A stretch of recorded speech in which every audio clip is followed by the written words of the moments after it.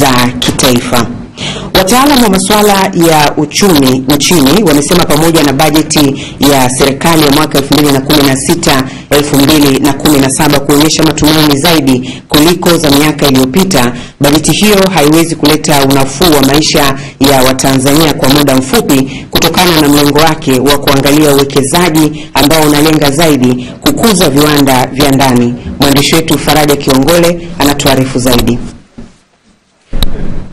Wakizungumza na Channel 10 kwa lengo la kupata maoni yao juu ya bajeti hiyo ya mwaka wa fedha ujao, wataalamu wa masuala ya uchumi wamesema imekuwa na ubunifu zaidi ikilinganishwa na miaka iliyopita, lakini pia imeongeza bajeti ya maendeleo, ikimaanisha inawagusa wananchi zaidi, ingawa changamoto iliyopo ni namna ya kuhakikisha ukusanyaji wa kodi unaimarishwa ili fedha hizo ziweze kupatikana na hivyo miradi iliyopangwa iweze kutekelezeka.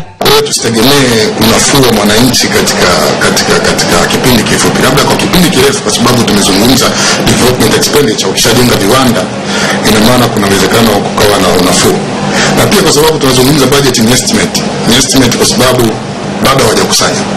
Wamezungumza ni trilioni 29.5, lakini tusitegemee kwamba hizo fedha zitakuwa zinapelekwa kwa wakati. Serikali lakini imejitahidi this time kuwa wabunifu kidogo. Tumeona tozo ambazo zimepunguzwa, lakini tumeona tozo nyingine ambazo zimeongezwa na serikali ambazo zilikuwa hazipo kwa ajili ya kuhakikisha kwamba tunalinda viwanda vyetu vya ndani. Kwa kuna tozo, kwa mfano watu wanapoagiza vitu bidhaa mbalimbali kutoka nje, kama imebezi kwa upande mmoja, japo wamesema imeongezeka trilioni 7 tofauti na bajeti ya mwaka jana. Kwa mfano kama sasa hivi nimeona wameongeza sana kwenye vinywaji, wameongeza kwenye kodi ya magari. Wakati huo Channel 10 imebaini kuwa wapo Watanzania wengi ambao hawajui chochote kinachoendelea juu ya swala zima la bajeti ya mwaka ujao. Hali inaonyesha kuwa pamoja na serikali kutengeneza bajeti hiyo ambayo inamlenga zaidi mwananchi wa kawaida, hivyo kuna uwezekano mkubwa wa miradi hiyo kukumbwa na changamoto katika utekelezaji wake na hivyo kutoleta matunda yaliyokusudiwa. Bajeti ya watu wenyewe yani, unajua? Lakini bajeti sasa hivi naona ile imebezi ndio, lakini magharama kibao na kama vile yako tofauti na mwaka jana. Sio lenga sana, ni kwa ajili ya wananchi ambao ni wanyonge, na kidogo kwa hiyo ndio imenivutia sana. Yaani sitakuwa na neno ambalo lenye uhakika, kwa sababu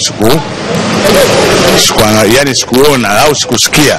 Katika bajeti ya mwaka ujao wa fedha 2016-17, serikali imeongeza shilingi trilioni 7 zaidi ikilinganishwa na bajeti ya mwaka huu wa fedha, na hivyo kufikia shilingi trilioni 29.5, huku bajeti ya maendeleo ikiwa imeongezeka na kufikia 40%. Misamaha ya kodi kwenye taasisi mbalimbali imefutwa pamoja na kupunguza kodi kwenye nishati ya mafuta na kwenye mishahara ya wafanyakazi wa serikali. Faraja Kiongole, Dar es Salaam.